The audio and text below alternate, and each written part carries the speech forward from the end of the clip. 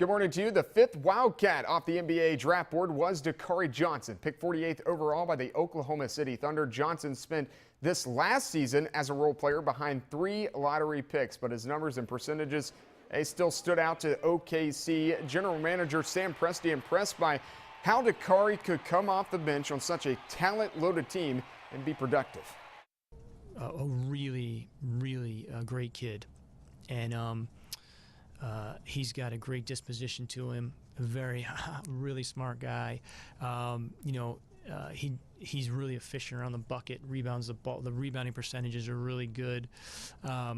Has played a role on a really good team. He's a pretty tough-minded kid. We're excited to add him to the program.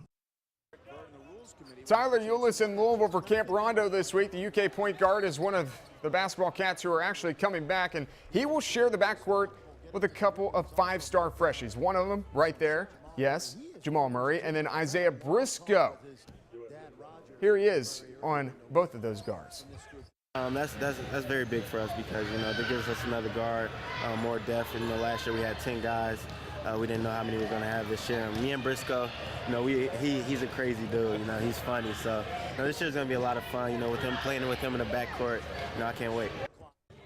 Alex Poythress also on hand at Camp Rondo. He's still recovering from that torn ACL in his left knee after starting just 8 games this past season. He's almost back to full strength and thinks Kentucky will do Kentucky things and win a lot of games.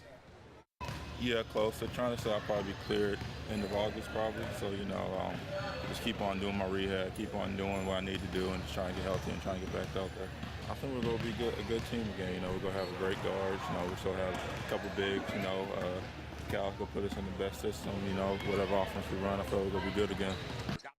Paintsville 4-star linebacker Cash Daniels set to make his college decision this Saturday on America's birthday.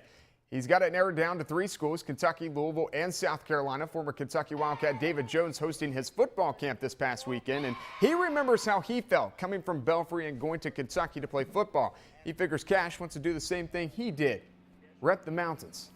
I hope and pray he's coming to UK, but it was unbelievable for me. Like, I was one of those guys I wanted to put Kentucky on my back and just go with me.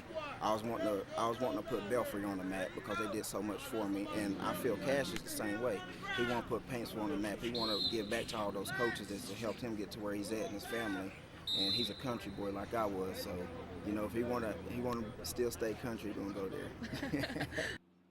Brandon Phillips turned 34 years old yesterday, and on his birthday, he got to play baseball. Only difference is he had to finish up what was left of Saturday night and then play the normally scheduled Sunday finale against the Mets. New York and Cincinnati getting postponed in the 7th inning on Saturday due to the weather. Let's go back to Saturday night. The grounds crew, they come out, they put the tarp on the field, and they call the game. So we flash forward yesterday. Game still tied at 1 in the bottom of the 7th.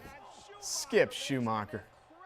Hashtag robbery in the mist and everything. This thing goes 13 innings, so we got sunshine now. Bases loaded. The Reds' $15 million man. Not looking like it. Joey Votto can't handle Lucas Duda's slapper, and that's the ball game. Mets win 2-1. Game 2 of the day. Steven Matz's parents taking in their son's MLB debut. Bottom 2, Reds up 1-0. Matz doing it with the bats. He's got Billy Hamilton all over the place. That plates a couple of runs. Mets have the lead 2-1. Top 4, Matz on the mound now, and he gets slaughtered by Todd Frazier. 25th of the season. Bottom 5, same score. We're still tied. Curtis Granderson breaks up the tie. What a series he had. Mets up 3-2. Bottom 6, same score again. It's Matz. He becomes the only major league pitcher to drive in 4 runs in his major league debut and the first of any Met since 1920. Oh, yeah, he was pretty good on the mound, too. Top 7th, Matz. Yeah. That's one of 6 strikeouts he had. He spent the night at his parents' house, which is just about an hour up the road from Citi Field. Welcome to the big leagues, kid. You get a win. Mets win 7-2. That's a final look at sports this morning. Enjoy your morning.